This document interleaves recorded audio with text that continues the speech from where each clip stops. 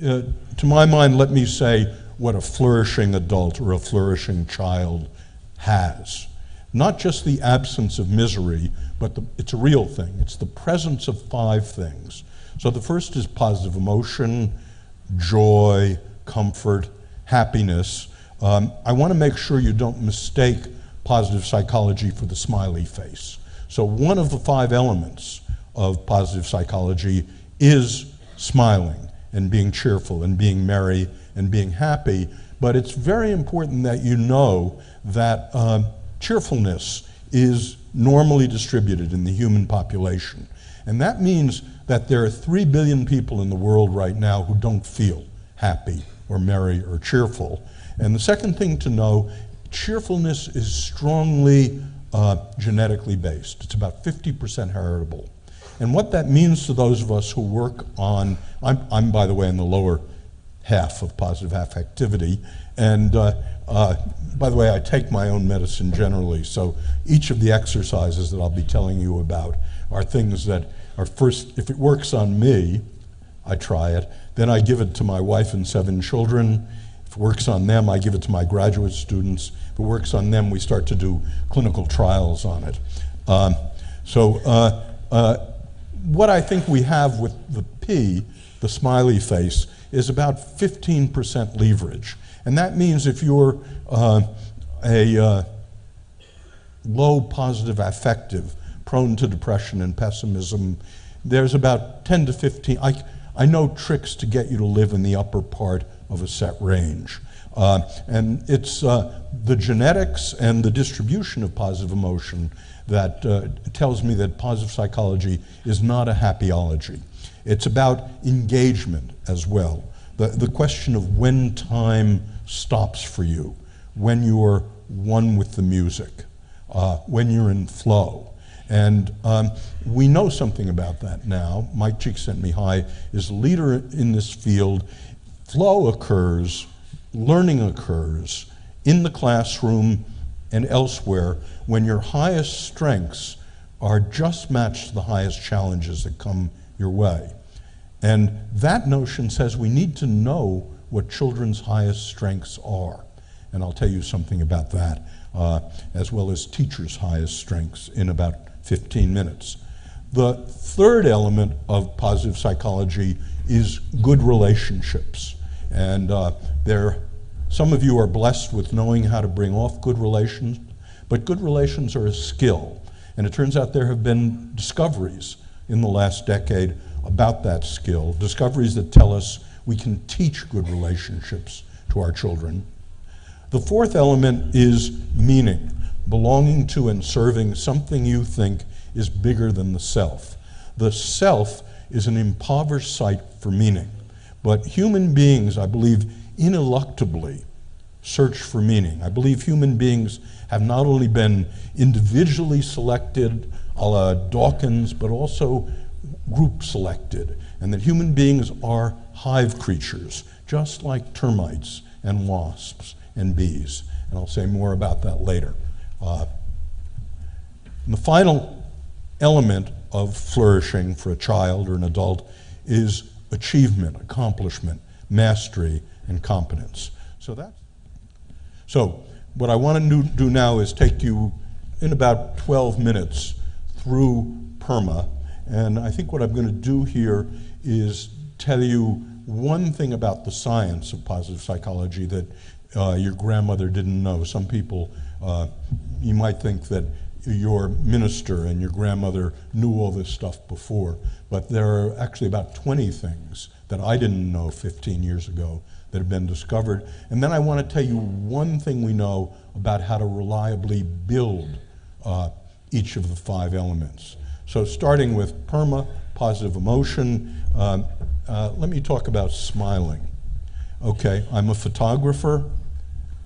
Smile. Smile.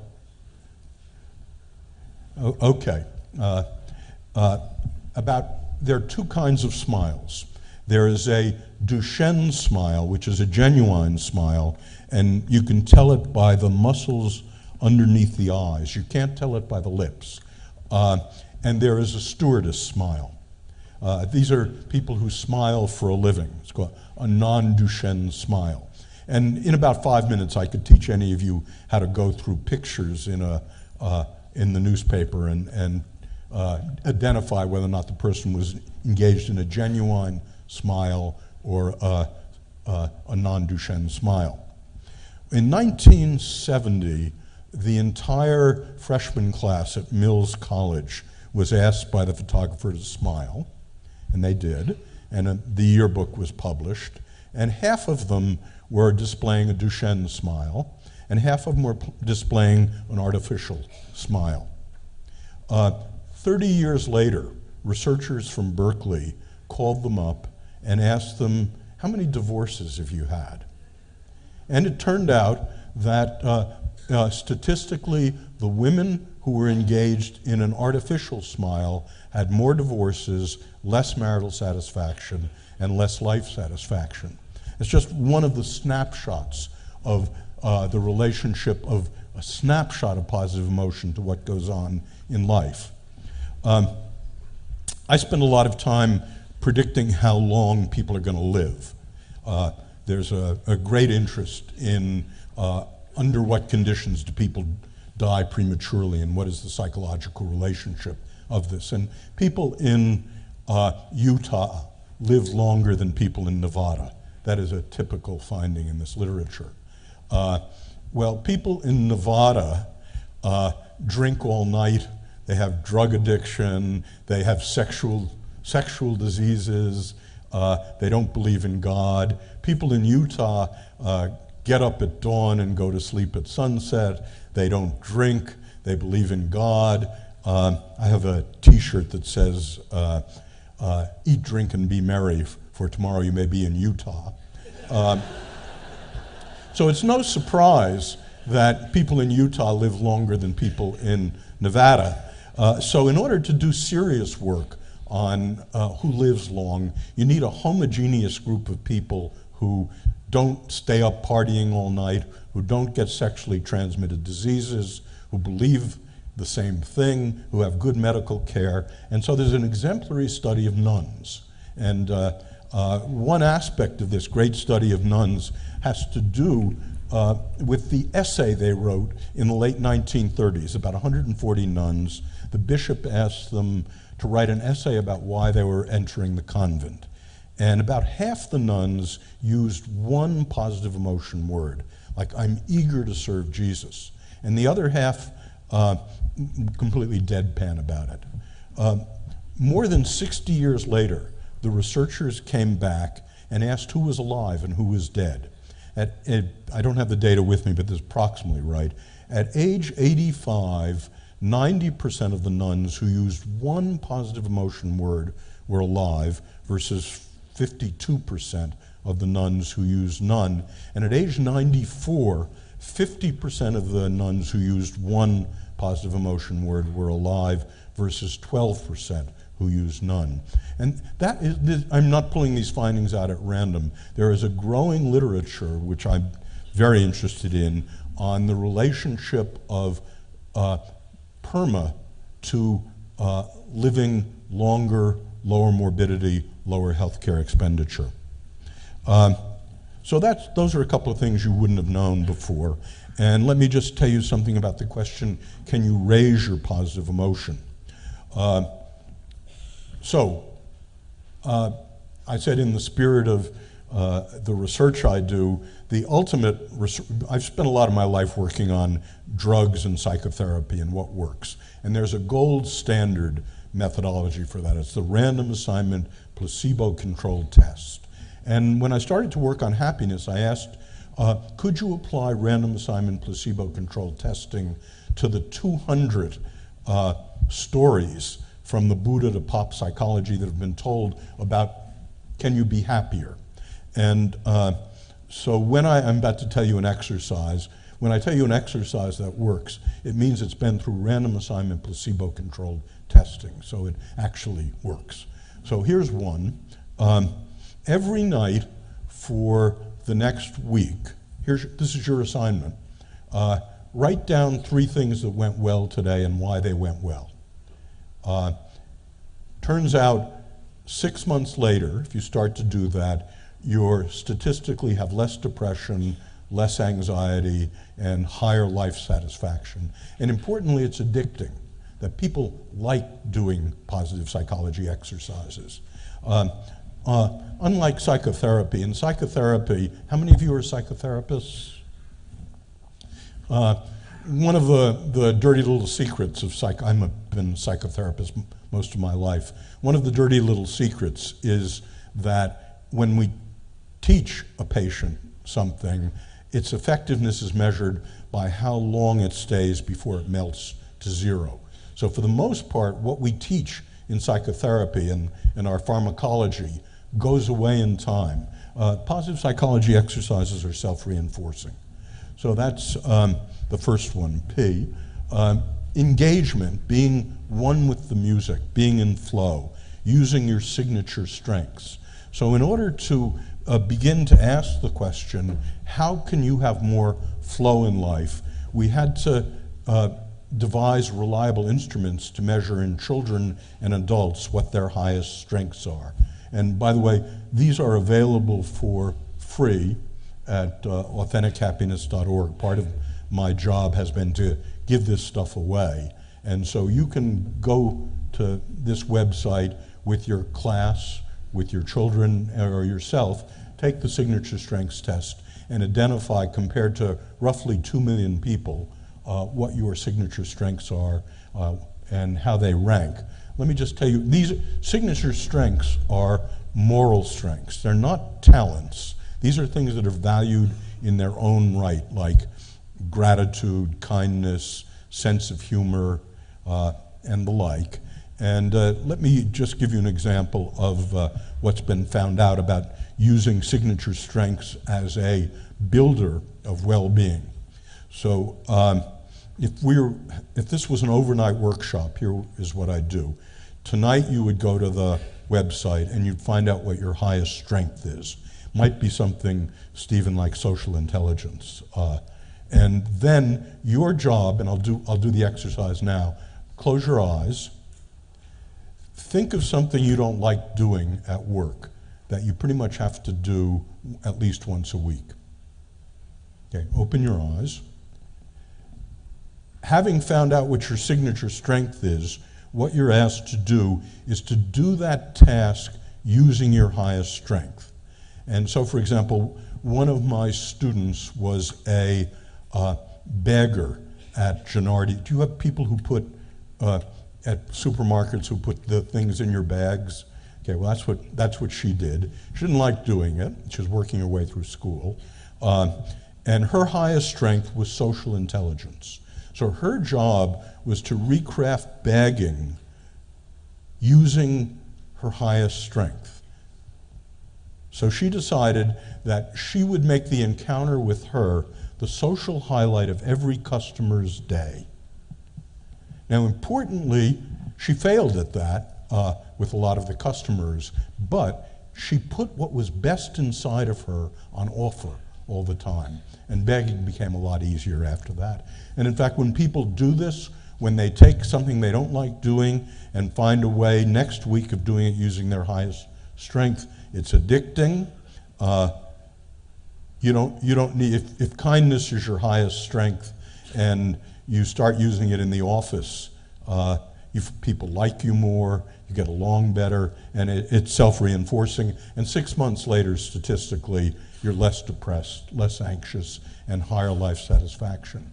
Now, while we're on signature strengths, I want to say something about teaching and character. I'm very interested both in the character of students, and I'll tell you more about that later, but I'm fascinated by the character of teachers and of good teachers. How many of you are teachers?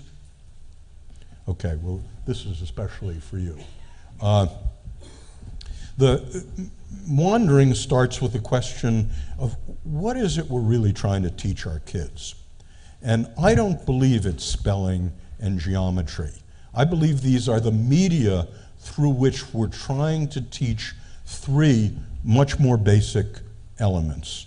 The first is social navigation, how to get an adult to like you, how to get along with peers.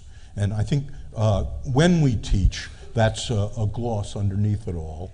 The second is rhetoric. It's an old word, but a real thing. Rhetoric is how to tell a good story, how to write a good story, how to ask the right questions, how to put the people you're talking to in touch with what's best inside of them. So I think rhetoric is the second thing we're trying to teach. And the third and most important is, I believe, we are trying to teach good character. And I'll say more about that in a bit. I mentioned the VIA signature strengths and the children's strengths, and I'll take you back to character in children in a moment, but I want to tell you something about great teachers and the right-hand side of the report card en route. So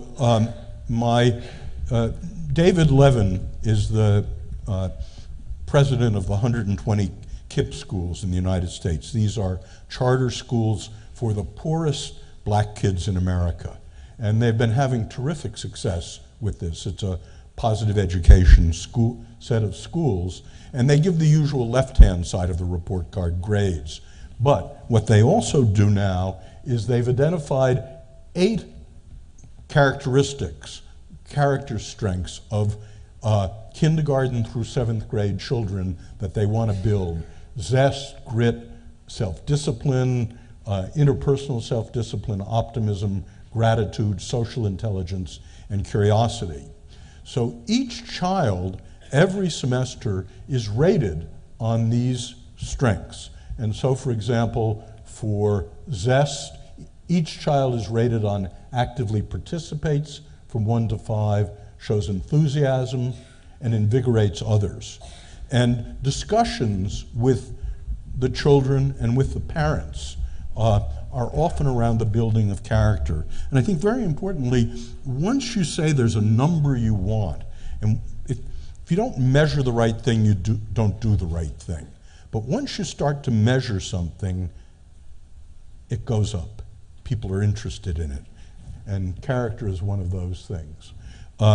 So that's a snapshot of what quite a few schools in America are starting to do that may be useful to South Australia. It's a wonderful conversation starter with parents, by the way. Now, we're interested in, this is a complicated slide, but it basically tells you 2 messages.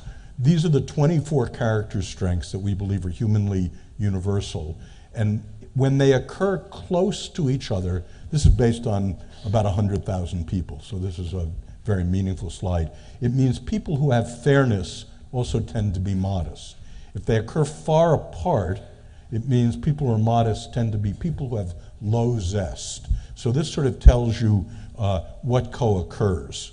And the second thing that's in this slide is different professions. So we looked at 4 different professions, and we asked, where are the practitioners of those professions located?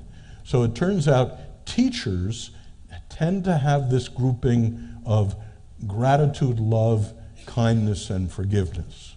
Unlike professors who don't have any of those things, they have creativity, love of learning, bravery, and perspective.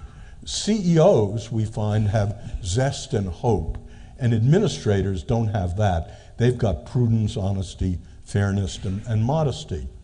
So that's a description of character strengths of people in different professions, but notice this doesn't distinguish good teachers from bad teachers.